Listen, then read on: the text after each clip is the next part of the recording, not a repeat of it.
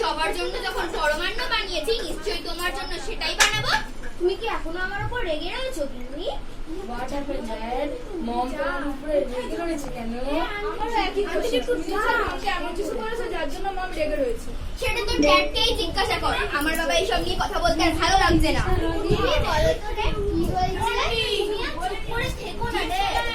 বলো বলো ওদের প্রশ্নের উত্তরটা। আরে তেমন কোনো সিরিয়াস ব্যাপার না।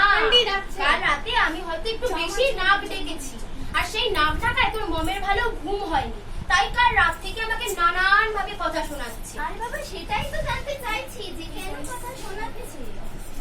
শুধু কি এটাই? তুমি আজ সকালে আমাকে মারুতির সামনে কি বললে?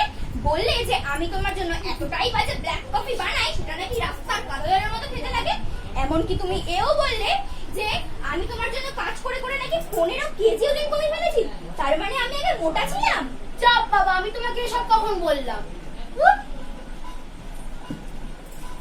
ধুস, এটা পরমান্ন হয়েছে। তোমার অন্নপূর্ণা নাম বৃথা গিন্নি। ইনস্টাগ্রামে রিলস না দেখে ইউটিউবে একটুখানি খাবার শিখে বানাতে তো পারো, তাও তোমার অন্নপূর্ণা নাম বজায় থাকে। যাও, তোমাকে খেতেই হবে না, পারলে অন্য কাউকে ডেকে নিয়ে এসো যে তোমাকে ভালো ভালো রান্না করে খাওয়াবে। খাবোই না, আমি চললাম। আমি এই কৈলাসে আর থাকবোই না। দাঁড়াও দাঁড়াও, কোথায় যাচ্ছো? মিউজিকই দেয়নি। দিদি